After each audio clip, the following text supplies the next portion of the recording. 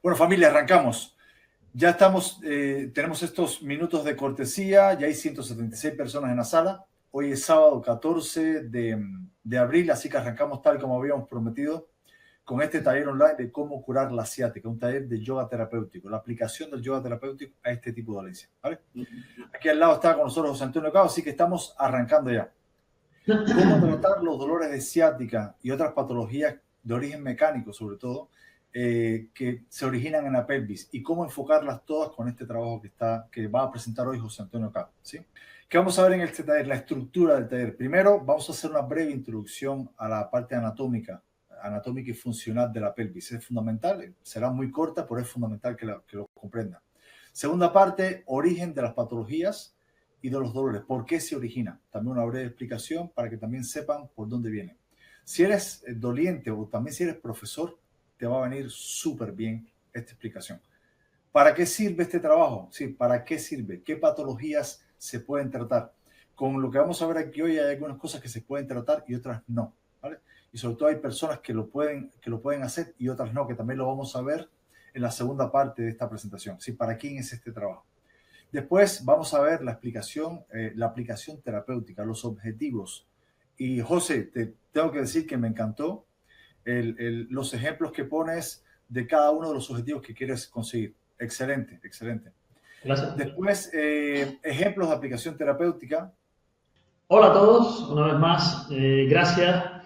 Este es el quinto trabajo terapéutico, el quinto módulo terapéutico que cierra la primera etapa de aplicación terapéutica de lo que en Nexo Yoga es el primer año de Nexo Yoga, la precisión en la práctica, ¿no?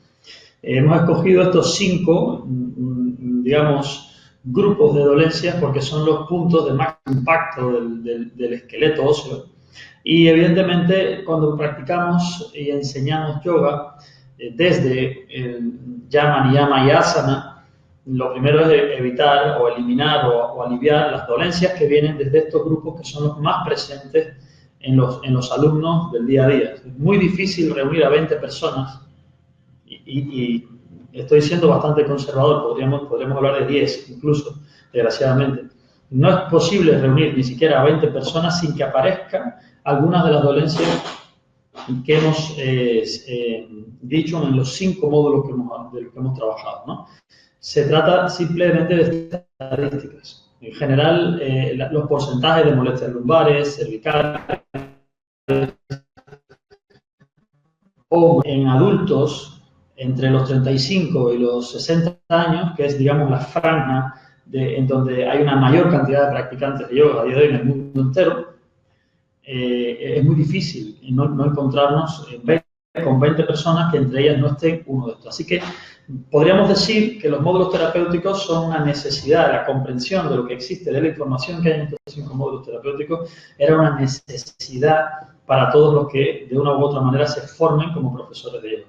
Hay bastante carencia al respecto todavía en la mayoría de las formaciones que conozco, pero poco a poco se está tomando cada vez más este camino. Espero que esto cierre, el trabajo de hoy cierre un capítulo importante en la formación, sobre todo de los profesores de Nexo que nos han ido siguiendo, que complementando todo el trabajo que hay en Nexo Yoga 1 y esto, pues les ayude a dar un servicio de su comunidad a los alumnos de yoga que tengan, pues mucho mayor.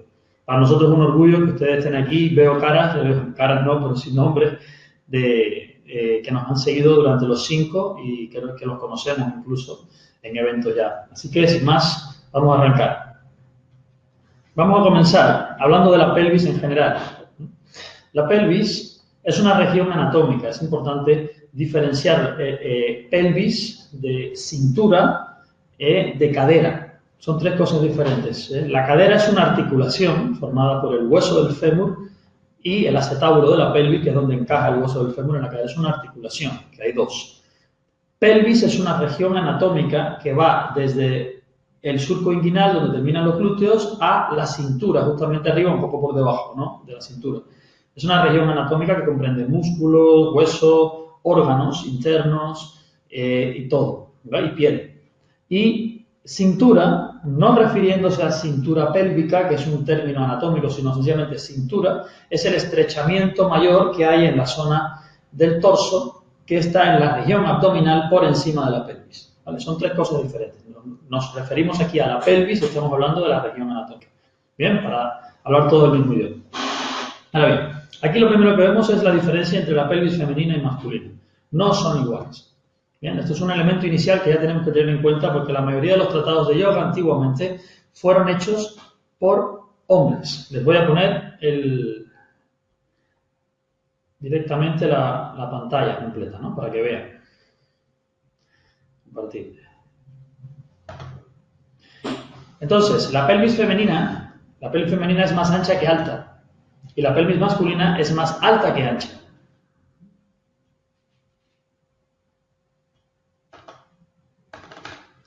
Entonces, la diferencia que hay es que el radio o el ancho que hay entre el centro del sacro y el extremo de la cadera, a un lado, es mucho mayor en una mujer que en un hombre. Y esto hace que muchísimas posturas, cuando tenemos que hacer giros o movimientos de retroversión, pues se noten. En general, la principal diferencia que genera en el equilibrio del cuerpo que la mujer tenga la pelvis más ancha que alta, por ejemplo, es el grado de anteversión. En las mujeres la media de anteversión de la pelvis es mayor que en el hombre, con lo cual la lordosis de la columna vertebral lumbar en la mujer es un poco mayor. Y esto también está así dispuesto porque el centro de gravedad en la mujer se tiene que desplazar mucho más hacia adelante cuando están embarazadas y el cuerpo está preparado para asumir ese cambio. ¿Vale? Esto impacta también en que la compresión que pueda darse entre la quinta lumbar y la primera vértebra sacra por detrás es mucho más probable en una pelvis con más anteversión. Luego las mujeres pueden tener con más facilidad un pinzamiento o una presión de la quinta lumbar con la primera sacra. ¿Vale? También hay diferencias en la parte blanda, por ejemplo, la disposición del tejido el tejido de la piel en la mujer permite la estructura del tejido de la piel en la pelvis femenina mucha más elasticidad, más movimiento. También estamos hablando de la preparación para ceder en el momento del parto. En el hombre esto no ocurre. La capacidad de elasticidad en la pelvis, en el tejido blando, en el hombre es menor. Menor es por estructuras, estructuralmente. No significa que no tengamos capacidad para ir estirando poco a poco. Estoy hablando de la facilidad para poder lograrlo. ¿De acuerdo? Porque, una vez más, les digo, está preparado el cuerpo femenino para poder ceder, mover la sínfisis púbica, abrir y poder dar a luz. Y esto, evidentemente, se nota. ¿Vale? Por otra parte, la amplitud de la cavidad de la pelvis en la mujer es mayor porque necesita el espacio del útero. Los órganos genitales en la mujer son interiores y en el hombre son exteriores. Entonces, el espacio del receptáculo que está sobre el suelo pélvico y por debajo del tejido que separa el abdomen de la pelvis, en el hombre es menor porque los órganos genitales nuestros, salvo la próstata, ¿verdad?, están fuera, con lo cual es un espacio que no tenemos necesidad de ampliar. En la mujer lo necesita porque el útero está dentro y la matriz va a empezar a abrirse en el momento de la concepción, ¿verdad? Y esto hace que la pelvis femenina pues, sea básicamente más ancha que alta y la masculina más alta que ancha. Son diferencias morfofuncionales que hay que tener en cuenta a la hora de aplicar también las asanas, ¿vale? Continuemos. La pelvis en general se compone de los huesos coxales, que es lo que están viendo ahí, son lo que parecen las alas de una mariposa, la parte externa, el sacro que está en el centro, ¿vale? Y desde luego la quinta lumbar que entra arriba y hace articulación con el sacro y los huesos de los fémures que entran y hacen articulación en la cadera con los acetábulos, que son esas concavidades que ven a un lado y a otro de los huesos coxales. Pero de todas maneras, los huesos de la pelvis son esos que ven ahí. Básicamente son tres. ¿Qué ocurre? Que el hueso coxal, o cada uno de los coxales, se divide en tres partes. El ilium es la propia pala, ¿no? El hueso que forma la cadera, pero la parte, digamos, inferior del coxal, que es donde nos sentamos en el suelo, nos sentamos en una silla, el apoyo se produce en los puntos inferiores que ven, se llaman isquiones.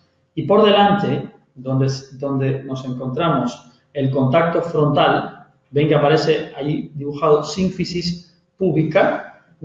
La sínfisis púbica es sencillamente la unión de la parte delantera de los dos coxales, que se llama hueso púbico. Entonces, habrían dos realmente que se unen y forman la sínfisis púbica, básicamente. Hasta aquí quiero saber si están entendiendo.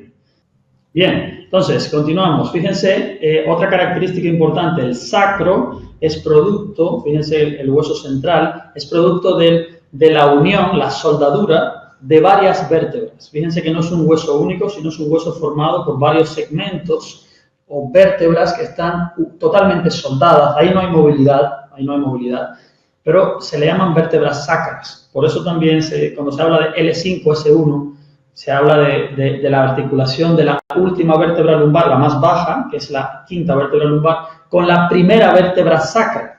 Es decir, si el sacro es un hueso, eso a veces salta, ¿no? Es que la parte superior del sacro se le llama primera vértebra sacra, S1, S2, S3, son los diferentes niveles del propio hueso sacro, ¿no? El de arriba, que ven que está segmentado y pone base del sacro, la base del sacro es la cara superior de esa primera vértebra sacra, S1, que es la que hace articulación con la quinta vértebra lumbar, ¿vale? Muy bien. Dicho esto, ya han visto, básicamente la cadera son tres huesos, son tres, los dos coxales y el sacro, pero el coxal se divide en ilion, isquion y pubis, cada uno de ellos. ¿Vale? Continuamos entonces. Las articulaciones, pues ya lo han visto, son las caderas formadas por los fémures que entran a los acetábulos de la pelvis, la sínfisis púbica por delante, que es la unión de la parte frontal de los dos huesos coxales, ven ahí, y la quinta lumbar con la primera sacra, que es la primera articulación de la pelvis hacia la columna vertebral, hacia arriba. Digamos que esas son las articulaciones. Además, tenemos por detrás la articulación formada por los dos huesos coxales y el sacro. ¿Se dan cuenta? Esas articulaciones son sacroilíacas. Sacroilíacas. Y mucha atención a esa articulación, porque por esa articulación se produce, por la presión en esa articulación, las molestias de la ciática, que es uno de los principales problemas y dolencias, sin llegar a ser una patología. Sencillamente el dolor de la ciática se produce precisamente porque esa articulación tiene demasiada presión. Sacroiliaca. Ahí lo tienen, articulación de las caderas, sacroilíacas. La L5-S1 es la articulación del sacro con la quinta lumbar y la sínfisis púbica. Ya está, son las articulaciones de nuestra región anatómica, la que vamos a estudiar, o pelvis. Y ahora pasemos a la musculatura. Bien, de nuevo, como le digo en los otros módulos terapéuticos, primero esto es anatomía funcional, lo que nos interesan son los músculos agonistas principales de los movimientos que tenemos que estudiar para abordar las dolencias. No vamos a hacer un tratado de anatomía descriptiva, ustedes no son especialistas en anatomía, sencillamente son profesores de yoga que van a aplicar, por tanto tienen que tener un conocimiento mínimo necesario para, y eso es lo que traemos, ¿no? Bueno, aquí están la musculatura principal con sus funciones, aquí están los flexores, los extensores y los rotadores de la pelvis en general, aunque han sido listados y preparados en la presentación también, en el PDF del curso que se hablará más adelante. Aquí lo tienen por encima. Los flexores pélvicos, ya saben que son el psoas, el ilíaco, el pectíneo, son músculos que van de la lumbar por detrás y de la propia pala ilíaca al fémur para agarrar y levantar el fémur y cerrar el ángulo que forma la pelvis, el coxal, con el fémur. Cuando hacemos eso, cuando inclinamos el tronco hacia adelante sobre la pierna o cuando traemos la pierna sobre el tronco, lo que hacemos es flexionar la pelvis y los músculos flexores pélvicos son los que se encargan de eso. Los extensores es lo contrario, o sea, si el ángulo que forma la pelvis con el muslo lo aumentamos, alejamos la cresta ilíaca o la parte superior de la pala ilíaca del fémur, los músculos que hacen eso son extensores de la pelvis. ¿Bien? Y luego los rotadores básicamente están en la cadera. Los rotadores de la pelvis son rotadores de la cadera, porque giran las piernas afuera o adentro con respecto a la pelvis. Los rotadores casi siempre están orientados desde los trocánteres o las partes externas de los fémures, de los huesos de los fémures, y la parte anterior o posterior del sacro o los isquiones, la parte baja de los huesos coxales o el propio sacro, ¿vale? En general, esa digamos que es la disposición mecánica de esos músculos para poder hacer los movimientos. Luego, la ubicación, quién pasa por encima, quién pasa por debajo, es bastante engorrosa y hay que estudiarla directamente en el plano. Hay, por ejemplo, en el lado izquierdo hay musculatura profunda, en la imagen que se ve, y en el lado derecho están los músculos superficiales. La parte por fuera de la pelvis prácticamente es todo el glúteo. Ustedes miran a la derecha, se van a encontrar glúteo máximo o glúteo mayor y glúteo medio. Para poder ver incluso el glúteo superior, el glúteo mayor, glúteo medio, glúteo superior, tendrían que o glúteo menor, tendrían que quitar incluso otra capa, ¿vale?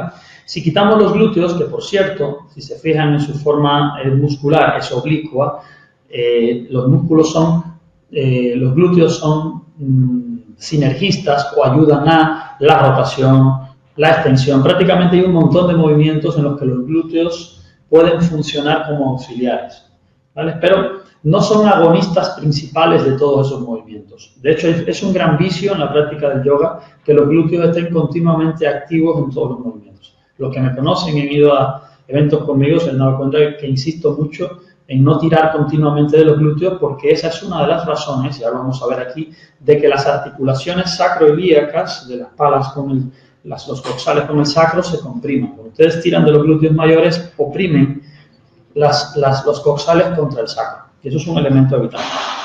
Bueno, al lado izquierdo, por debajo de los glúteos, se nota, ven el glúteo mínimo, glúteo menor, y luego están los rotadores. Ahí se ve el obturador interno, pero bueno, ahí también en esta zona está el piramidal, los gemelos de las caderas, que también son rotadores, el cuadrado femoral, que es un rotador externo, ¿vale? Y por la parte delantera de la cabeza del fémur, en dirección a la sínfisis púbica, y junto con los aductores, que son también sinergistas de la rotación interna, también hay musculatura, ¿vale? De todas formas, todos estos músculos es muy fácil, se buscan cualquier referencia anatómica de la pelvis y se van a encontrar todos estos músculos, ¿no? Pues básicamente con estos que ven aquí es bastante completo el trabajo. Bien, ahora voy a ir detrás un momentito. Esto que hemos visto aquí, los flexores, extensores, rotadores, son músculos propios de la pelvis externa, digamos, no nos metemos todavía en el receptáculo formado internamente por los coxales, el sacro y la sínfisis púbica por delante, que hace una forma de copa, ¿verdad? Ahí adentro no nos hemos metido, estamos por fuera. Estos músculos, digamos que ayudan mecánicamente al movimiento de las cadenas largas que vienen de las piernas, pasan por la pelvis, continúan hacia el torso y son cadenas de flexión, extensión y rotación largas en donde la pelvis es, digamos, un punto, un nodo de ese movimiento.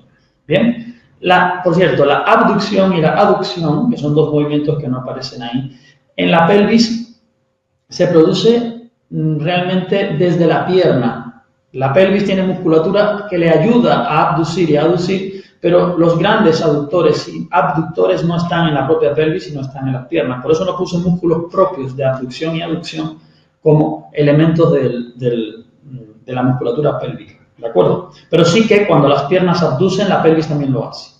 De hecho, verán que es una de las maneras de abrir espacio en la sínfisis púbica y en la articulación sacroiliaca por detrás, usando la abducción y la aducción de las piernas, precisamente. ¿Vale? Muy bien, ahora nos metemos, esta es la pelvis vista desde arriba, nos metemos en el suelo pélvico, el famosísimo suelo pélvico que todo el mundo habla y ahora cada vez está más de moda. Pues hay que establecer una diferencia importante también aquí, en el suelo pélvico. No es lo mismo suelo pélvico o suelo pelviano, también se le puede llamar, que triángulo urogenital, que es otra cosa, ¿vale? Hay musculatura, ahí hay músculos que están muy relacionados, pero los músculos del suelo pélvico tienen una función mecánica de estabilización de los propios huesos que conforman la estructura pélvica, los estabilizan desde dentro como un diafragma, precisamente, y además hacen efecto de suspensión para que los órganos abdominales no se hundan demasiado sobre la pelvis, o los órganos pélvicos no se hundan demasiado hacia las piernas. Sobre todo tengan en cuenta que cuando asumimos la biperestación, cuando nos ponemos de pie y no vamos a cuatro patas como diría un animal, el peso de los órganos internos de las cavidades pélvica y abdominal comienzan a pesar hacia las piernas y nosotros, los que hacemos bipedestación, tenemos una, digamos, vulnerabilidad precisamente en que los órganos internos pesando y rebotando hacia la base, pues se desplomen la cavidad, precisamente. Entonces, el suelo pélvico en nosotros, en los humanos, a diferencia de animales que van a 4 patas y que ocasionalmente se pueden poner a 2 patas, como puede ser un oso o un simio mayor, un primate mayor, necesitamos un suelo pélvico con mucha más potencia para que nos ayude a suspender la musculatura abdominal y pélvica y mantener los órganos sujetos mientras corremos, por ejemplo, saltamos o hacemos ejercicios de impacto, ¿vale? Entonces, el suelo pélvico tiene sobre todo una misión mecánica y de suspensión. Y el triángulo urogenital tiene una misión de control de los esfínteres, de los uréteres, de la eyaculación en el caso del hombre, de la presión del cuello del útero y de los órganos genitales femeninos, etcétera, etcétera. No están directamente, aunque sí que ayudan a la función mecánica, en el triángulo urogenital la función principal no es la suspensión y la estabilidad mecánica, sino más bien el funcionamiento, digamos, hidráulico, por decirlo de alguna manera, de intercambio de presión y de liberación de fluidos de los órganos genitales y renales, ¿vale? Así que vamos a separar un poquito en la mente los dos términos. El suelo pélvico es una cosa y el triángulo urogenital es otra. De lo que estamos hablando en este trabajo es de dolencias que tienen orígenes mecánicos, así que, haciendo honor a la verdad, lo que nos interesa es el suelo pelviano, no el triángulo urogenital. Así que aquí nos quedamos con los músculos que forman parte de esto, que es el elevador anal, el piriforme. Por cierto, atención, el piriforme es el piramidal. El piramidal es un músculo que entra por la parte frontal del sacro, no por la posterior. Si ustedes tocan el sacro por detrás, la cara externa, ahí no entra el piramidal entra por la parte anterior del sacro que da hacia el interior de la pelvis, así que es un músculo dentro del suelo pélvico. El obturador interno y el coccygeal, estos músculos forman parte del suelo pélvico. De todas formas, el músculo principal de este suelo pélvico es el elevador anal. El elevador anal, y ahí tienen el agujero que ven, evidentemente es el orificio anal, por donde sale es el recto anal, y ahí es el término del tracto digestivo, que termina ahí, y la musculatura que está ahí ayuda al sostenerse, ayuda también a retener en el recto anal que se vaya a ir materia fuera, ¿de acuerdo? Bien. Perfecto. Vamos al origen de las patologías y dolores. Vamos a explicar el proceso de desgaste y deformación de la pelvis. Espero que toda la parte anatómica esté clara. Si hay alguna pregunta sobre la parte anatómica, por favor, recuérdenla y evacuamos las dudas que sean en la etapa final, cuando hablemos de preguntas y respuestas. Ahora bien, el origen de la... Dime. ¿Qué te parece un pequeño, simplemente break de 5 segundos para que nos contesten si hasta aquí se sigue, se está siguiendo, se está escuchando bien? Acabo de habilitar el chat, ¿vale? Solamente una aclaración externa a lo que está comentando José Antonio. Evidentemente, José Antonio, como tenemos más relación con profesores de yoga que hacen todo este trabajo que estás viendo es para profesores y personas que también tengan la dolencia. Es decir, esta es una guía de práctica, que lo puedes hacer una persona en su casa, que tenga las dolencias. Ya veremos después qué tipo de dolencia, quién puede y quién no puede, ¿vale? Pero no es solamente para profesores. Lo que pasa es que un profesor con esta herramienta puede ayudar también a muchas. Es un multiplicador, ¿no? Pero también lo puedes hacer en tu casa, ¿ok?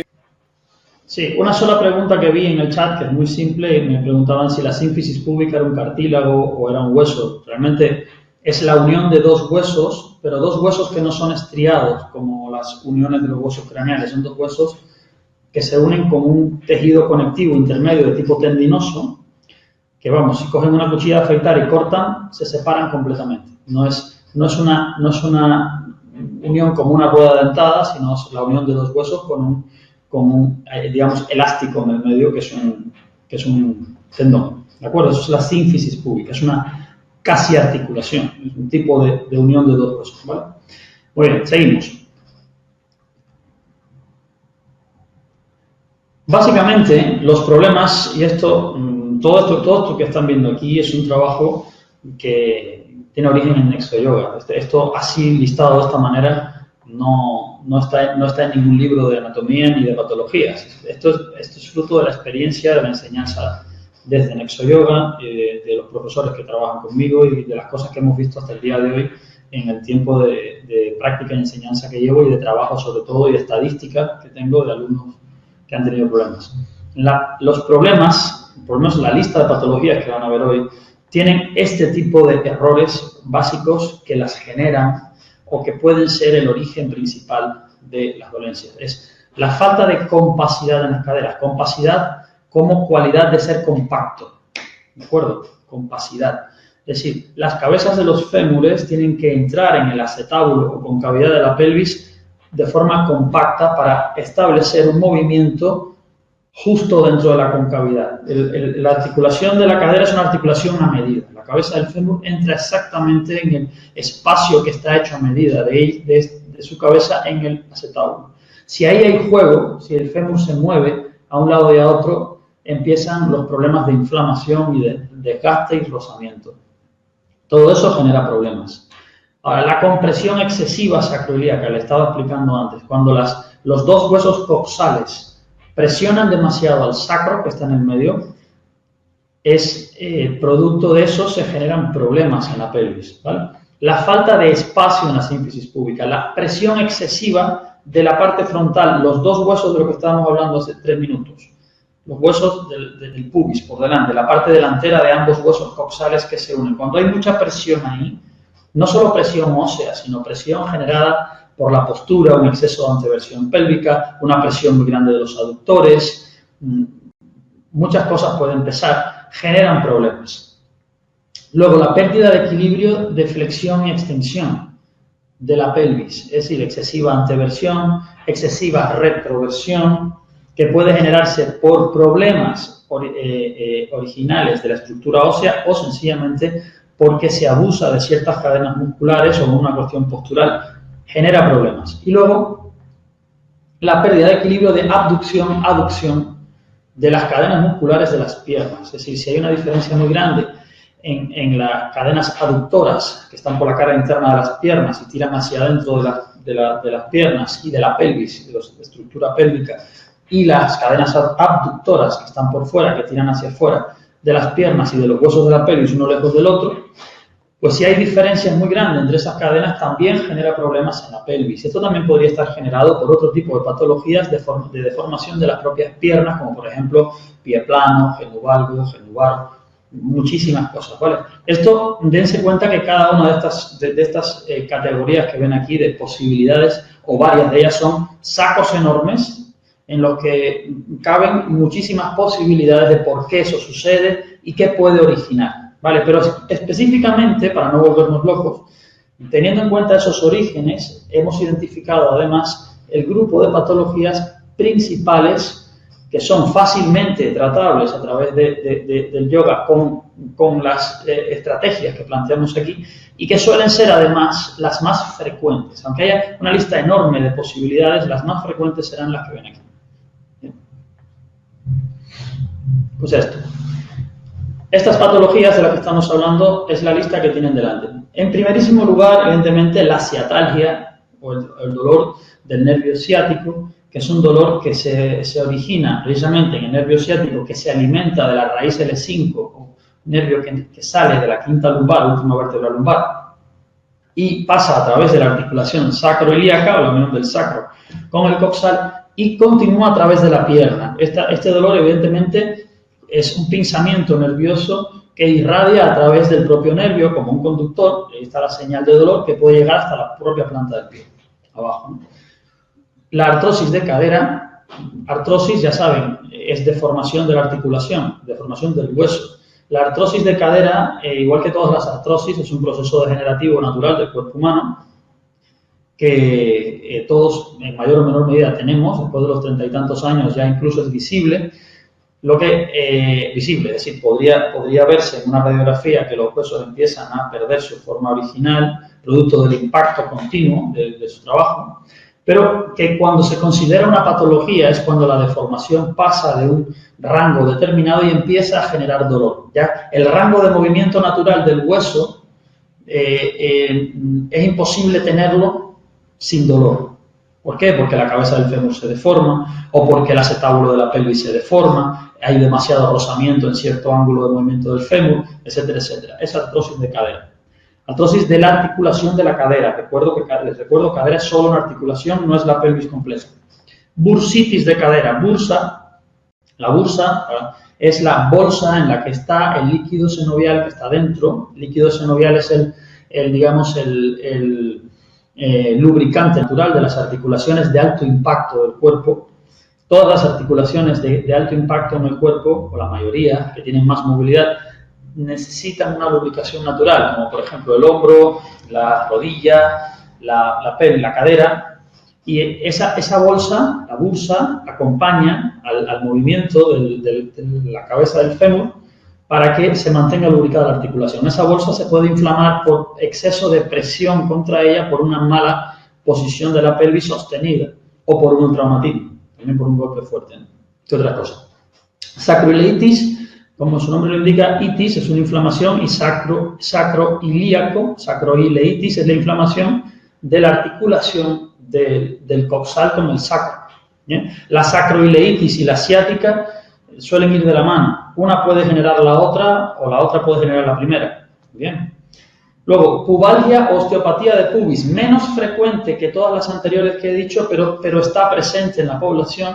Se produce por exceso de presión de los aductores en las piernas, en la zona frontal de la pelvis, es decir, en la sínfisis púbica, y genera dolor en toda la zona púbica. Un dolor que es profundo, no es un dolor superficial, no es un dolor en la piel y en los músculos, sino es un dolor que llega hasta los tendones y que parece estar hasta en el propio hueso, ¿vale? Dentro. También se llama osteopatía del pubis,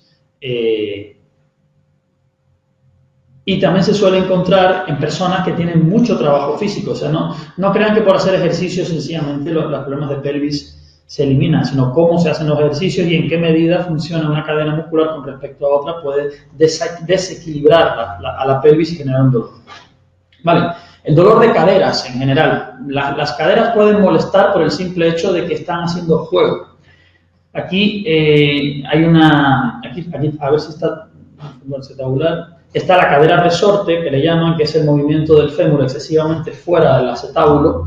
Eso es un ejemplo ya bastante, digamos, grande del dolor de cadera. La cadera duele generalmente por juego del fémur sobre el acetábulo. Cuando se va demasiado se convierte en cadera resorte, que es que el acetábulo escupe la cabeza del fémur y eso duele mucho porque se sobreextienden todos los ligamentos que unen al fémur a la pelvis y genera dolor e inflamación en todo el tejido blando.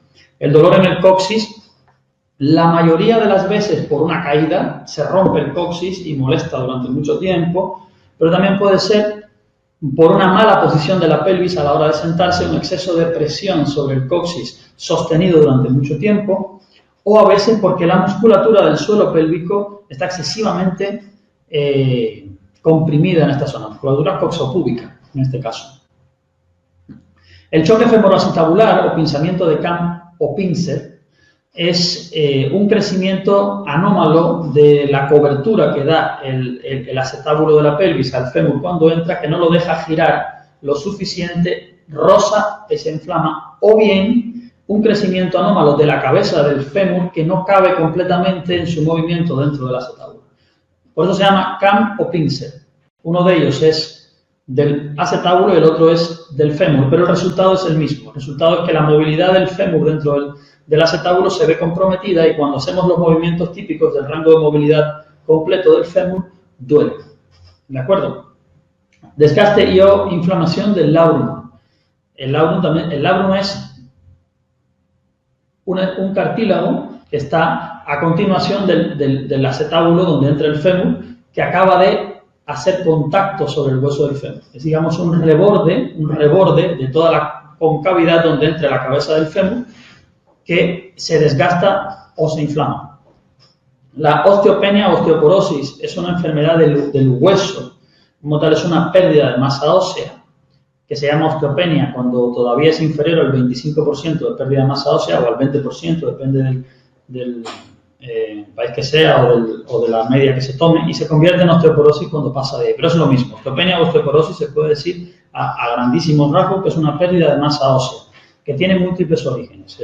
Uno de ellos es mecánico, el otro es sencillamente metabólico, por falta de calcio en la alimentación o por embarazos seguidos en las mujeres en los que no hubo un problema de falta de fijación de calcio y para formar el esqueleto del niño pues se disminuye mucho la cantidad de calcio del cuerpo y se pierde calcio, o sencillamente es un problema de impacto por sobrecarga de fármacos o por ejemplo cortisona, que cuando se abusa de ella para otras razones puede, digamos, llevar a una pérdida de masa ósea, etcétera, etcétera. Hay muchas razones, pero al final la osteopenia y la osteoporosis generan dolor en la articulación de la cadera y en el fémur, en el sitio en donde hay mayor impacto de presión. También genera dolor en la quinta vértebra lumbar y su contacto con la primera sacra, en la parte alta de la cadera. De hecho, son los sitios de máximo impacto de peso y son los que se miden cuando se hace una densitometría ósea, que es la prueba que se hace en las personas cuando quieren saber si sus huesos están bien, si no les falta masa ósea. ¿Vale?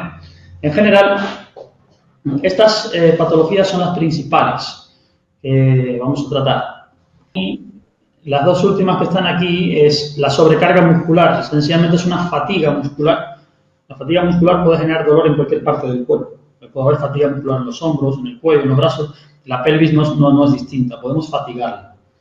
Y aparece en ese caso un dolor que puede estar localizado en los sitios de las cadenas que se fatigaron o incluso puede generarse dolor en la pelvis completa si se trata sobre todo de deportes de alto impacto como levantamiento de pesas, ¿no? Personas que son levantadoras de pesas o personas que han hecho un esfuerzo muy grande por encima de la media de trabajo diario que hace su cuerpo. Por ejemplo, si somos corredores de media maratón y un día corremos una maratón completa, pues puede generarnos un problema en el cuerpo, por ejemplo. O si queremos de pronto pasar de correr 1 kilómetro a correr 10 porque tenemos una competición en un mes, a lo mejor forzamos al cuerpo a hacer 2 o 3 veces lo que suele hacer durante 2, 3, 4 semanas, eso puede generar un problema de sobrecarga. Y la impactación ósea, finalmente, sobre todo se da en el fémur y en la cadera, es cuando el fémur presiona demasiado al acetábulo, demasiado, y se produce inflamación y dolor por esa presión. Esto generalmente ocurre, la impactación ósea suele ocurrir más bien en deportistas, también por agotamiento de la articulación, más que por no hacer. Cuando no se hace nada, cuando uno está, digamos, sedente, lo que se produce es una pérdida de compacidad en la cadera, que es lo que genera la mayoría de los problemas que hay, y no cuando uno trabaja. Cuando uno trabaja de pie o salta o corre, el fémur y el acetábulo ganan compacidad, y si se abusa de esto, pues por fatiga aparece la impactación ósea también. Las dejé al final porque desafortunadamente, lo vuelvo a decir, el gran problema de la humanidad no es el exceso de actividad, sino más bien la falta de ella. El sedentarismo causa muchísimos más problemas en el cuerpo, la falta de ejercicio, la inactividad causa muchísimos más problemas en el cuerpo y en la mente que el exceso de movilidad o de acción. ¿Vale? Por eso las dejé para el final. Digamos que todas las demás, antes de estas dos, son las más presentes, pero estas dos se las van a encontrar. Por 40 o 50 de las otras se encuentran una o dos de estas y también hay que saber cómo trabajar con ellas. Muy bien, dicho esto, continuamos. ¿Para quién es este curso? ¿Quién puede practicar esto? Bueno, personas que padezcan de ciática, problemas sacrolumbares de este tipo, lo estamos viendo aquí, dolor de caderas y coxis, fractura de caderas que se haya recuperado, atención, una fractura al final es un hueso que se rompe y se suelta. La fractura de la cadera, lo que se rompe en la cadera es el cuello del fémur. ¿Vale? El cuello, si el fémur tiene esta forma, se rompe aquí. No se rompe la cadera como tal, la articulación no se rompe. Se llama fractura de cadera, pero en realidad se debería llamar fractura del fémur, que es lo que se suele romper. Hay otros casos más raros como que se rompen en otras partes, pero generalmente es el cuello del fémur. Hipermovilidad. Esto es un exceso de movilidad en generalmente uno de los dos coxales, una de las dos palas ilíacas, con respecto al sacro. Todos tenemos una tendencia a dar un paso más largo que otro, somos diestros, zurdos, tenemos una diferenciación en el cuerpo a derecha e izquierda que se convierte en retroescoliosis, etcétera, etcétera, y llega hasta los ojos. Uno de los ojos es dominante y el otro adyacente, en fin. Y esto hace que una de las dos palas ilíacas, a todos nos ocurre, tenga un poquito más de movilidad que la otra. Pero cuando esa diferencia es muy grande, tenemos una pala que se mueve mucho y esa hipermovilidad genera presión o, digamos, golpes continuos de ese hueso contra nervios, tejido cartilaginoso, conectivo, músculo, que pasan entre los dos, entre el hueso del sacro y esa pala ilíaca, y eso puede generar muchísimos problemas en la pelvis, ¿vale? Esas personas también pueden trabajar aquí. Las personas que están embarazadas, con más de 3 meses, con embarazo sin riesgo, podrían hacer estos ejercicios siempre que se apliquen ciertas reglas básicas con el embarazo, ¿vale? Que se hablará al final con las preguntas. Con el embarazo, cuidado, no se pueden hacer muchas cosas, hay que hacer las que son. Tengan en cuenta que una persona embarazada tiene una práctica terapéutica aplicada en función del beneficio del proceso de gestación, sobre todo. ¿De acuerdo? Luego, prevención para todos estos problemas y potenciación de la pelvis. Todas las personas que estén sentadas durante más de 4, 5, 6 horas al día porque trabajan de esta manera, necesitan conocer las posiciones que hay aquí para no llevar el cuerpo a padecer alguno de estos problemas. Así que, evidentemente, les interesa. Y luego, profesores de yoga, por supuesto. Por lo que dije antes, es imposible que uno se dedique a la enseñanza del yoga y tenga 20, 30, 40, 50 alumnos y entre ellos no haya algún caso de esto de lo que estoy explicando aquí. Y muchas veces nos encontramos con toda la sintomatología, vemos a la persona, cómo se mueve, de dónde se queja, dónde está la molestia, en qué movimiento está la molestia, y lo ves y dices, creo que deberías ir al médico y preguntar si tu cadera está bien. Eso me ha pasado muchas veces. Conocer esto es fundamental porque ayudamos al alumno. Los alumnos vienen con molestias, muchas veces vienen, se toman un analgésico y van a clase porque en su mente dicen, nada, esto es una molestia y se me quita practicando yoga, y no siempre es así. A lo mejor ya tienen una dolencia. Llegan a clase, lo vemos, entra, se queja un poquito, y ¿desde cuándo tiene esta molestia? De vez en cuando me duele. Muchas veces los he mandado al médico yo. Y le he dicho, vete, que te miren esto, y cuando regresan dice, tenía razón, pues tengo un pensamiento de campo, o tengo, bueno, pues ya que lo sabemos, ya sabemos exactamente qué hacer, no para cuando te duele que se te quite, sino para que no te duela más, que es diferente. Hay que saber estar preparado para ayudar a los alumnos, ¿no? Y esto es una de las principales razones por las que está hecho este trabajo. Muy bien, pues continuamos. Ahora atentos, porque el yoga será muy bueno, pero no es una panacea. Y este que está aquí tiene un conocimiento limitado. Este trabajo está preparado para ciertos límites y no hay que pasarlos. Una persona con la cadera inflamada no practica. En general, una regla de oro del yoga es que cuando hay un miembro inflamado, dolor agudo no es dolor crónico, dolor agudo es una crisis. Se dispara el dolor por encima de la media mucho y es necesario analgésico, antiinflamatorio, lo que haga falta para que esa crisis pase. En esos momentos no se practica yoga. ¿De acuerdo? Necrosis. Las necrosis en las caderas se producen porque la vascularización del fémur y el acetábulo no es lo suficientemente potente por ser un sitio de alto impacto, y en algunas enfermedades o con algunas toxinas o con algunos agentes patógenos se necrosa la cabeza del fémur. Esto es una dolencia grave y a través del yoga, por lo menos, atención, eso nunca se puede decir así con la boca grande, pero hasta lo que yo sé y hasta donde yo sé, con el yoga no he podido jamás tratar un problema de necrosis con seguridad, lo cual mi trabajo no está preparado para eso. Seamos humildes y digámoslo de esa manera. Seguramente habrá, y ojalá, alguna persona que sepa hacerlo. Yo no. Inflamación sacrolumbar.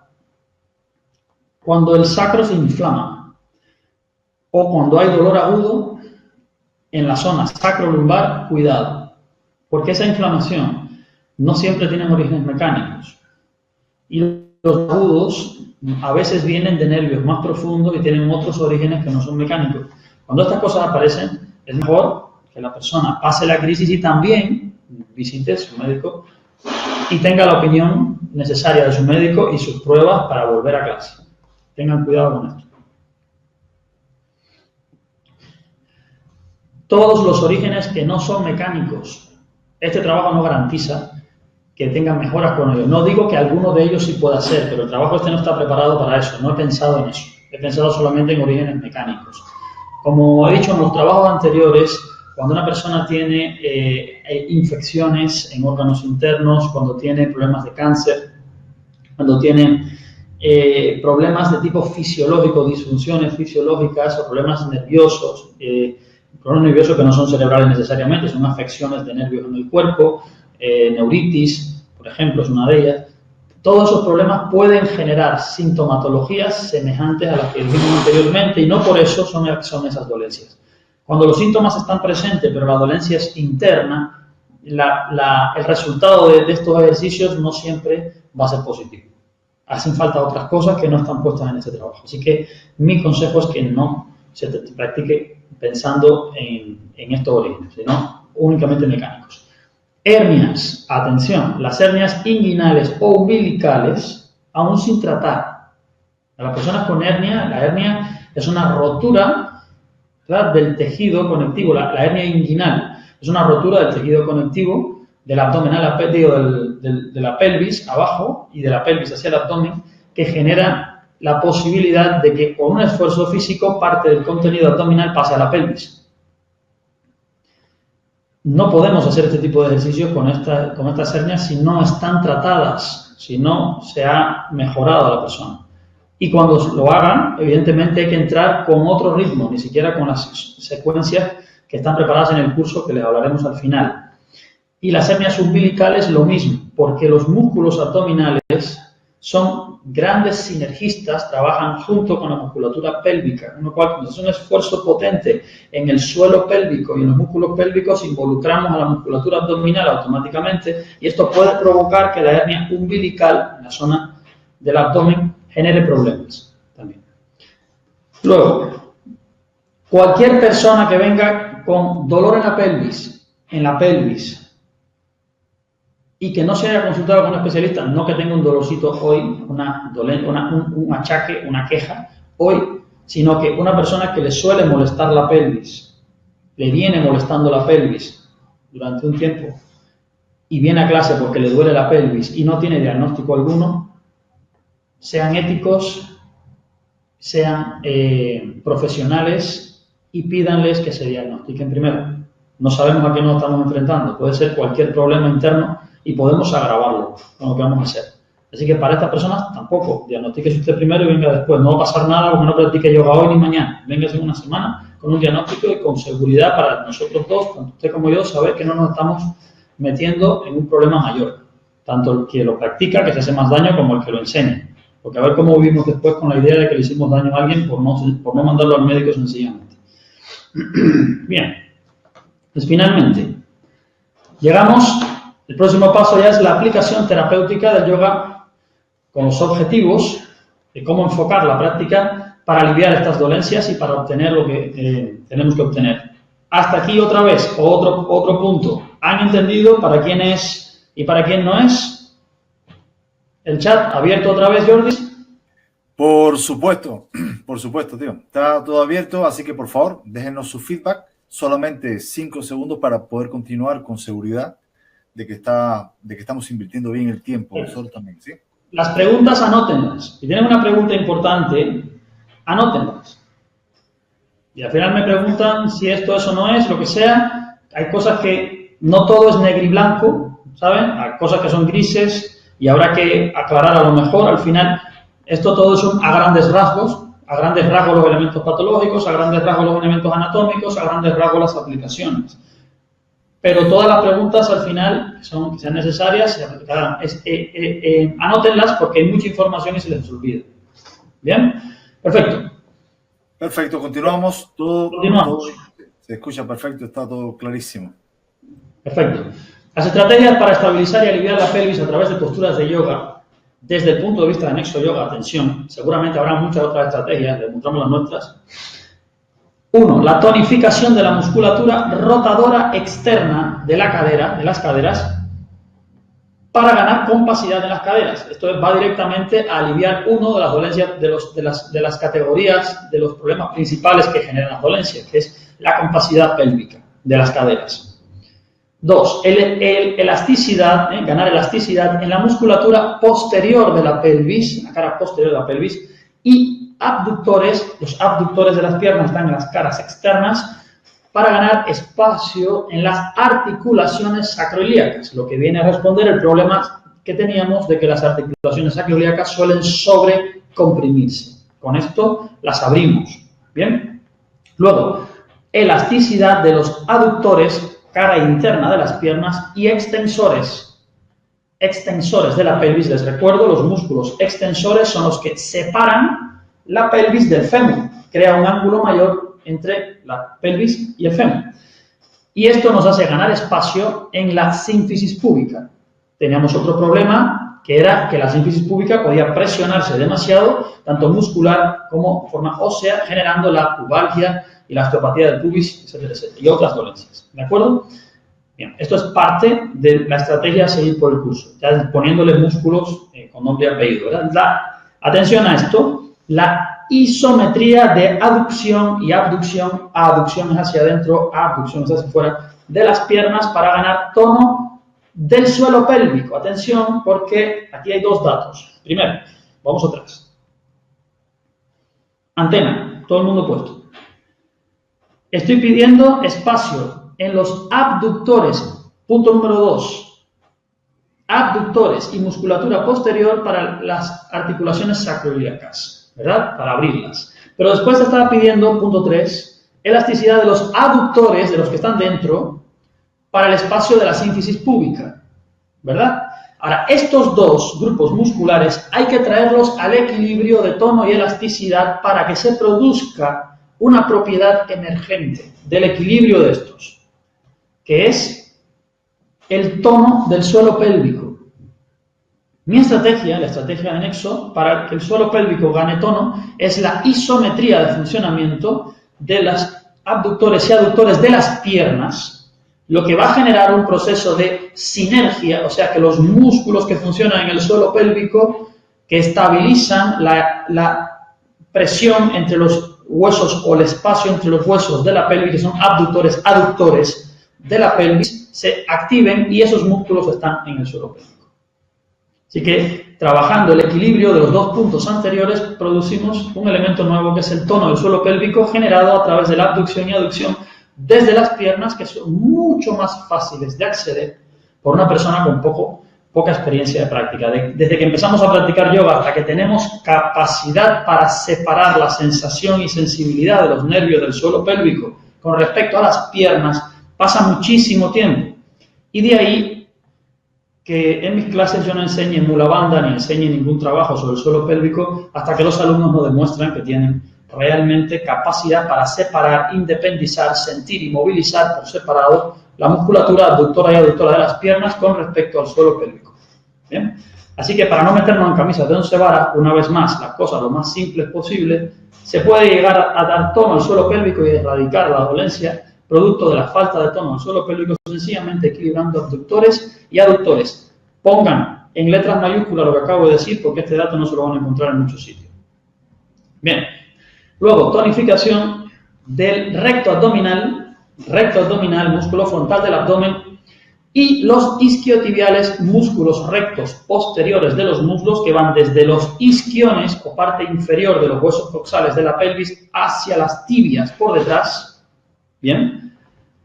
Así como la elasticidad de los flexores de la pelvis que son psoas ilíacos para aumentar la estabilidad y capacidad de la retroversión de la pelvis, que es que la pelvis pueda moverse en esta dirección. Voy a repetir. Lo que queremos ganar en este punto es capacidad de retroversión pélvica. La retroversión pélvica es extensión de la pelvis. La pelvis se extiende o hace retroversión cuando se separa el hueso del coxal del fémur, es decir, se crea un ángulo mayor.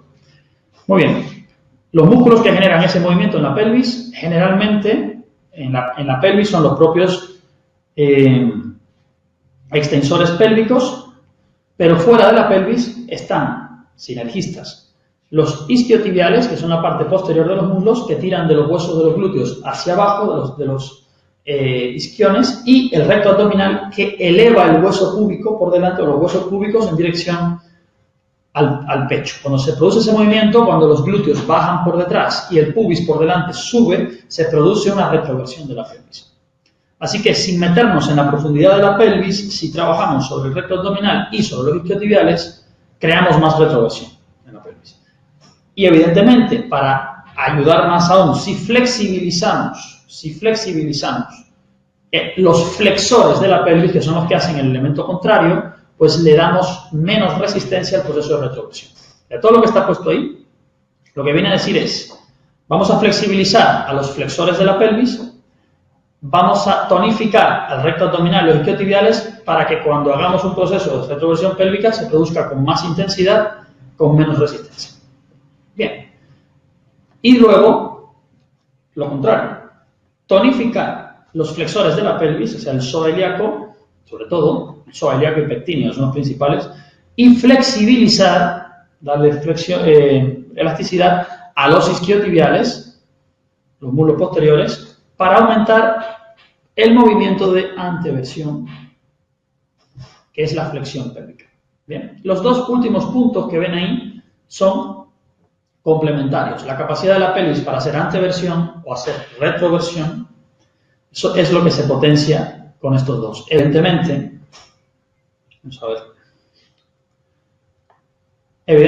estos dos puntos tenemos que estabilizarlos exactamente igual que como estabilizamos la abducción y la aducción, producto del equilibrio de aquellas dos, el suelo pélvico, canabatón, y producto del equilibrio de la retroversión y anteversión de la pelvis, con el trabajo de los músculos, como se están haciendo aquí, pero en equilibrio, viene la capacidad de estabilizar la pelvis para que la columna vertebral encima no tenga una base inestable, con lo cual eso ayudaría incluso a que problemas que tienen origen en la pelvis, que se reflejan en la lumbar, como los dolores sacrolumbares, y no solamente lumbares, mejoren. ¿De acuerdo? Bien. Tonificación de la musculatura rotadora externa para ganar compacidad en las caderas. Y aquí nos estamos metiendo un momentito, vamos a cerrar el capítulo. Aquí estamos, 6 puntos principales de estrategia. Esto tenemos que grabarlo. Si están tomando notas, los toman de esta manera. Con estos 3 puntos, de estos 6 puntos, voy a repetir: tonificación de la musculatura rotadora externa para la compacidad pélvica, elasticidad de la musculatura posterior de la pelvis y abductores de las piernas para el espacio sacroiliaco, elasticidad de los aductores o cara interna de las piernas y extensores de la pelvis para ganar espacio en la sínfisis púbica, ¿verdad? Esos son ya elementos específicos. Luego, equilibrio de los del 2 y el 3, de los puntos 2 y 3 para ganar tono en el suelo pélvico. Y luego, darle capacidad a la retroversión de la pelvis y a la anteversión de la pelvis, son los 2 últimos puntos.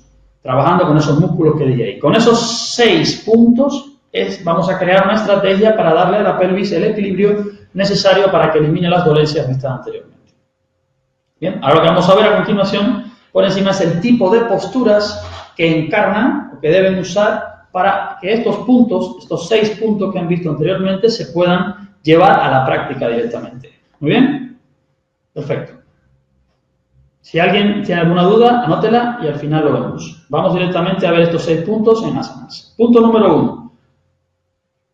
Tonificación de la musculatura rotadora externa para ganar compacidad en las caderas. Esta posición que están viendo ahí, o estas 2 posiciones, son 2 variaciones de una postura que se llama Utthita Trikonasana. ¿Verdad? Es una extensión lateral, es una lateroextensión de la columna y es una lateroflexión de la pelvis. En esta posición se abre el espacio de la sínfisis púbica y se gira, sobre todo hacia afuera, la pierna delantera sobre la que se está yendo el tronco a extender.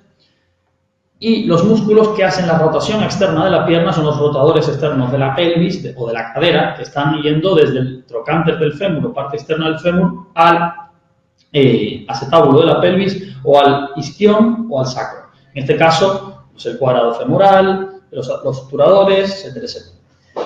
Bien. incluso a veces hasta los piramidales, que no deberían, pero también funcionan. Perfecto, los movimientos que tengan este tipo de acción de rotación externa en la pierna delantera y un movimiento de rotación de la columna en sentido contrario, y a nosotros les llamamos en Nexo Yoga torsiones abiertas, pues pueden trabajarse para esto. Por ejemplo, Utthita Parshvakonasana, también Ardha Chandrasana o Virabhadrasana 2, pero son todas muy semejantes a esta posición. Este es, digamos, el tipo de postura que viene bien para trabajar la rotación externa de las caderas y dar compacidad a las caderas. Bien, el punto número 2 es la aplicación de la elasticidad en la musculatura posterior de la pelvis y en los abductores. Abductores es la cara externa de las piernas, siempre que lo mencione lo diré, pues la diferencia entre abductor y aductor solo es una B, pero abducir es hacia afuera y aducir es hacia adentro. O sea, los abductores tiran de la cara externa de una pierna lejos de la otra. Bien. Elasticidad de la musculatura posterior de la pelvis y los abductores de las piernas para ganar espacio entre las palas ilíacas. Piensen que si una pierna tira lejos de la otra, como los huesos de los fémures están unidos a los coxales se separan del sacro. Y entonces esa articulación sacroiliaca respira. Esta postura que están viendo ahí es la posición básica para esto. Es Adho Mukha Swastikasana. Es un grupo de posiciones que gira la pierna delantera hacia afuera, pero la posterior gira hacia adentro, en caso de que sea simétrica la postura. Si la postura es una flexión, pues ambos muslos giran hacia afuera. No es muy natural en el día a día que las flexiones de la columna vertebral estén asociadas a giros externos de las piernas. Generalmente, cuando uno flexiona la columna vertebral, los muslos tienen que girar hacia adentro para quitar resistencia a la flexión. Sin embargo, si giramos las piernas hacia afuera, como en suástica, para cruzar las piernas, los muslos, o sea, el fémur tiene que girar fuera, al ir hacia adelante con el tronco, el giro externo de los fémures crea espacio en toda la parte posterior de la pelvis y al ir hacia adelante con el tronco, la exigencia de extensión de estos músculos de la cara externa de las piernas y la parte posterior de la pelvis es muchísimo mayor. Así que Adho Mukha Swastikasana es una buena postura para iniciar esto. Junto con esta postura, pues evidentemente pueden estar Parivrita Trikonasana, podría estar Adho Mukha Kapada Raya Kapotasana 1, podrían estar muchas posiciones asimétricas que también complementan este trabajo. Pero en general es una flexión del tronco sobre una pierna que gira hacia afuera. Una de las posibilidades. Hay otros subgrupos posturales que también se podrían usar. Para mí este es el más simple. ¿Bien? Continuamos. La elasticidad de los aductores de las piernas y extensores de la pelvis. Extensores. Para trabajar los extensores de la pelvis,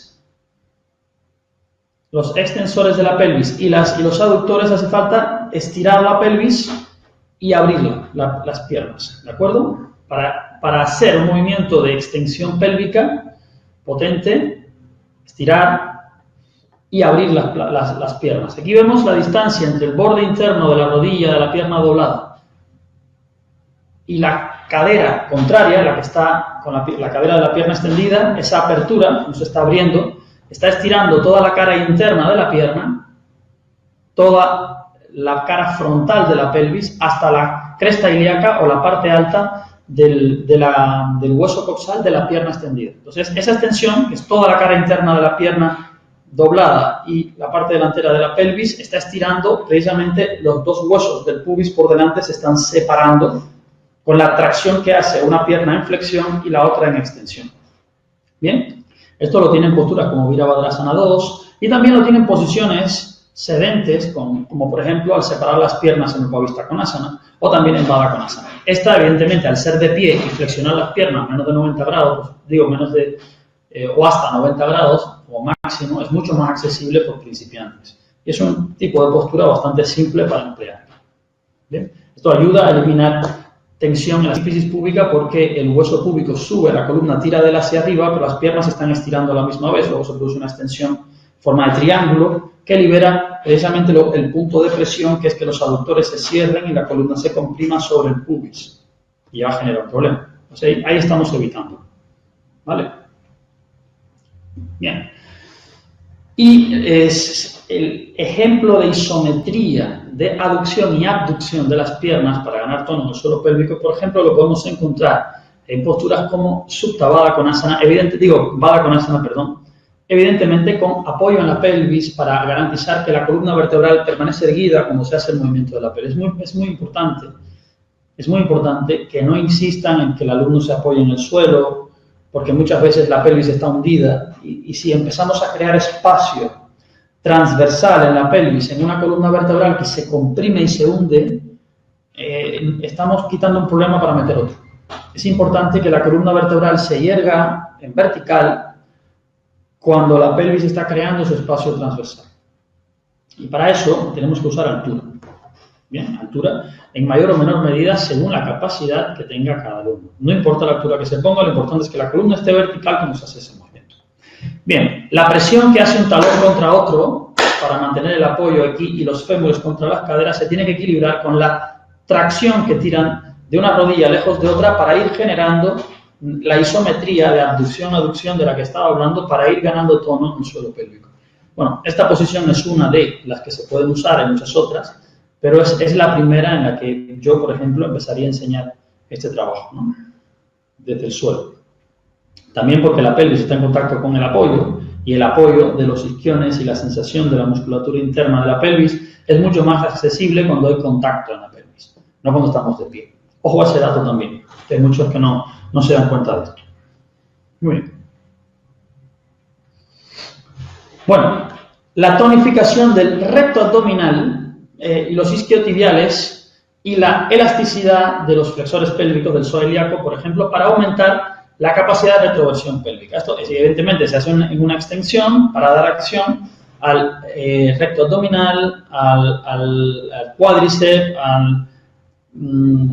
digamos a los isquiotibiales por detrás, que tienen que bajar los huesos de los glúteos, y una postura como Virabhadrasana 1, esta que están viendo aquí, pero con las manos en las caderas. ¿Por qué con las manos en las caderas? Pues para ayudar a que con las manos sepamos, con los dedos gordos por detrás, cómo bajan los huesos de los glúteos y por delante cómo se está elevando la sínfisis púbica, y además para que la mente no vaya hacia los brazos a controlar el cinturón escapular, sino que se concentren completamente en lo que está ocurriendo en la pelvis y en las piernas. Ponérselo fácil, sobre todo una persona que tenga ya problemas de pelvis, que eso ya significa que sus nervios sensitivos no están transmitiendo una señal tan nítida como la de una persona que no tenga dolor, no tenga problema. Entonces, esta postura es simple y puede servir para esto.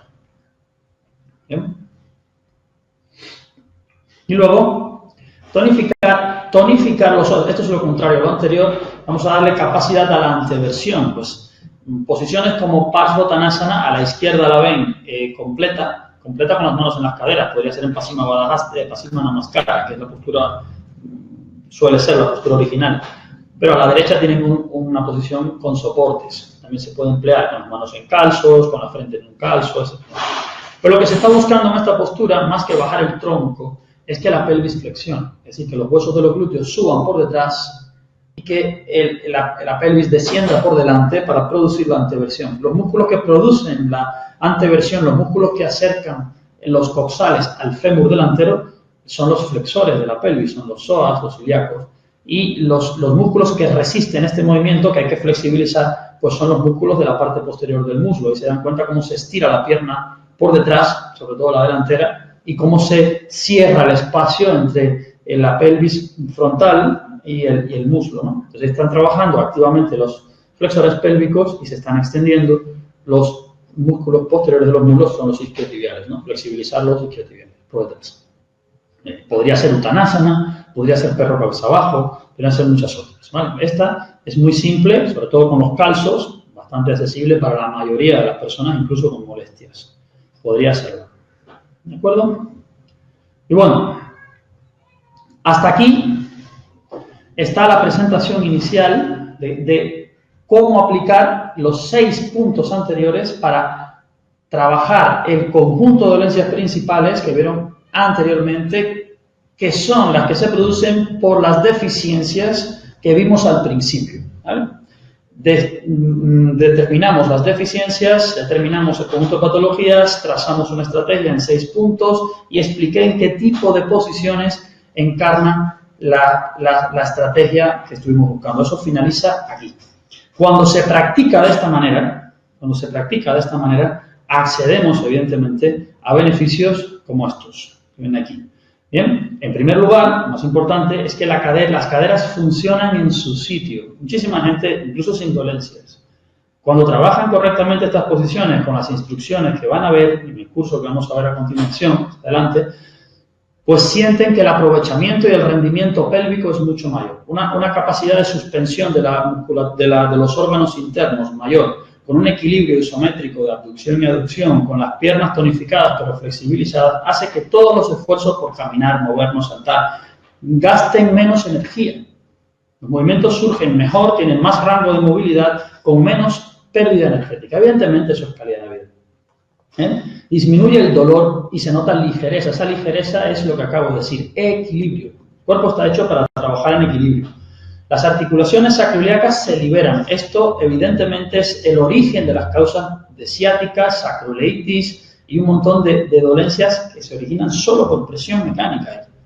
Disminuye o desaparece el dolor por contacto de la pelvis al sentarse. O sea, la hiperestesia de la piel, la sensación de que nos tocan y nos molesta, suele suceder cuando los nervios están estresados por un dolor crónico o presión que se va liberando y evidentemente van desapareciendo estas sensaciones. Personas que les duele mucho el coxis también, personas con pubalgia, todas estas personas van eliminando sus problemas. Y las piernas, en general, las piernas ganan ligereza y fuerza, por lo que hablamos anteriormente. Con lo cual, aumenta incluso la cantidad de actividad física de la persona. En cuanto uno se siente mejor, evidentemente actúa más. Y eso al final es un círculo virtuoso. Cuanto más hacemos, mejor nos sentimos. Cuando mejor nos sentimos, más hacemos. Directamente así. Se gana movilidad de flexión, extensión y rotación de las caderas. Aumentamos el rango de movimiento de la pelvis. En la medida que nos vamos sintiendo pesados o nos duele, no nos damos cuenta, pero el cuerpo va llegando a un equilibrio metaestable y para huir al dolor deja de hacer. Y poco a poco vamos asumiendo que nuestro límite de movimiento es ese. Sin embargo, cuando salimos de ese problema y nuestro cuerpo vuelve otra vez a abrirse y encontrar su rango de movilidad, ganamos libertad. El yoga es libertad. Es libertad porque la flexibilidad que va desde el cuerpo hasta los límites que están en la mente, incluso hasta donde creemos que está el límite de movimiento corporal, varía. Y de pronto somos mucho más libres en nuestro cuerpo. Eso es lo que se nota cuando hay un aumento del rango de movilidad. Bien, se gana estabilidad y equilibrio. Caminar cuesta menos, hacer cuesta menos. Esto es todo lo que ocurre cuando una persona, nadie sabe lo que tiene hasta que lo pierde. ¿Cómo molesta cuando nunca hemos tenido un dolor en la cadera o en la pierna? Cuando lo tenemos decimos, no me doy cuenta, pero todo lo que yo camino al día, lo que me gustaría caminar, lo que me gustaría hacer, eso desaparece. Basta con que estemos 2 o 3 meses con un problema en un pie o en la pelvis para saber cuándo se nos va todas las cosas que durante esos 3 meses estuvimos lamentando no hacer. Pues evidentemente cuesta menos hacer todo. Se libera la musculatura y la articulación del pubis por delante, cuando hay osteopatía púbica o pubalgia. Disminuye o desaparece la pubalgia. Bien. Se pueden recuperar con prudencia. Cuidado con los retrocesos bruscos, que también he tenido muchos en clase.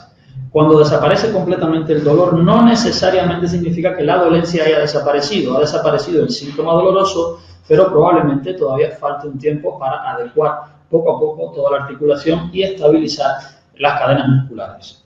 Por eso, en cuanto dejen de doler en la pelvis, los problemas que tenían no salgan a hacer la maratón, sino hagan, evidentemente, una transición poco a poco. Por eso se puede recuperar con prudencia las actividades deportivas perdidas por las lesiones pélvicas.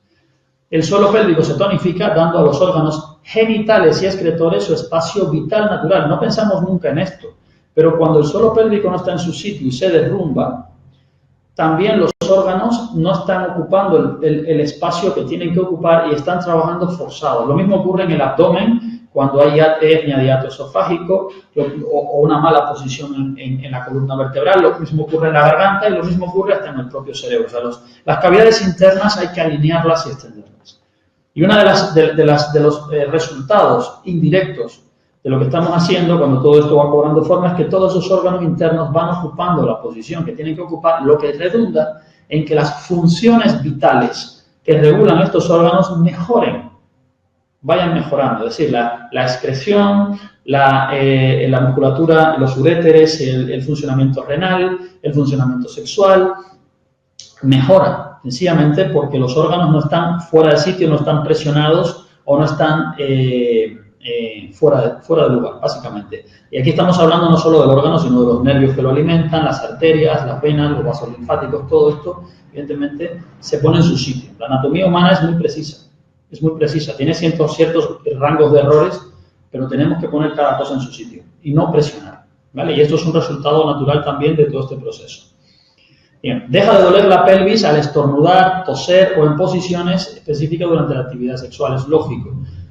Al estornudar o toser, el movimiento brusco, el cambio de presión que se produce en las cavidades torácicas y de la garganta, genera estertores e impactos en todos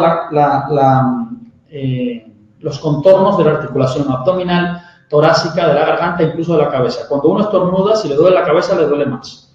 Cuando duele la garganta, duele más. Cuando el abdomen duele, duele más. Y cuando la pelvis tiene un dolor, también duele más, porque hay un impacto hidráulico de presión violento que se transmite en las cavidades y afecta. Y, evidentemente, durante la actividad sexual, en las posiciones en las que uno se coloque, que la pelvis tenga que hacer un trabajo extra, si vamos más allá del rango en el que empieza a aparecer el dolor, pues dolería. Pues si uno va ganando rango de dolor, rango de movilidad, pues deja de doler también esas posiciones, no solamente en la actividad sexual, sino en el día a día. Que uno muchas veces, huyendo del dolor, no se agacha, o no se inclina, o no hace una serie de actividades que poco a poco las va recuperando y se siente mejor. Muy bien, Jordi, ¿estás por aquí? No estoy. Jordi. No estoy. ¿Qué tal? Oye, José, maravilloso. Maravilloso. Familia, voy a poner un segundito el chat. Bueno, de hecho está activo ahora mismo para que puedan empezar a poner preguntas y demás. Solamente les quería preguntar, y te agradezco muchísimo tu feedback, sincero, evidentemente. Del 1 al 10, teniendo en cuenta que el 1 es pésimo y el 10 es excelente, ¿cómo valoras esta información que te hemos dado? Ten en cuenta que para nosotros es muy importante. A esta altura estamos aquí en Canarias, no hemos almorzado, estamos dedicando tiempo a esto, con lo cual tener la sensación de que el trabajo que estamos haciendo es de calidad y llega, para nosotros es importante. Del 1 al 10, si nos dejas saber tu puntuación, sería maravilloso, porque ya eso nos alimenta el alma y nos da fuerza. Muchas gracias, muchas gracias. Muchísimas gracias. Todos esos 10 y todo, bueno, buenísimo.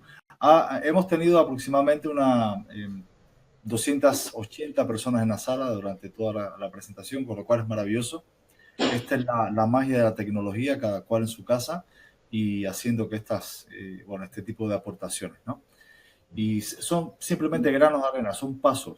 ¿Cuál es el siguiente paso? Siempre le digo a José Antonio, José, ¿cuál es el siguiente paso? Es lo siguiente que tenemos que hacer, lo siguiente que tenemos que construir, que definir, que compartir. Y bueno, estamos ahí, es maravilloso. Está ahí, Marcela dice que 10.000, perfecto.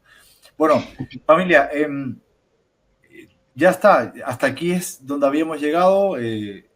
Como siempre decimos, eso es una cuestión de actitud, tanto seas un profesional de la enseñanza, profesor, instructor, que tengas la responsabilidad, la valiosa responsabilidad de ayudar a otras personas, es un tema de actitud. Y si eres una persona que tienes este tipo de dolencias y quieres recuperar, tienes la responsabilidad y la posibilidad real con este tipo de herramientas de tomar el control de tu calidad de vida.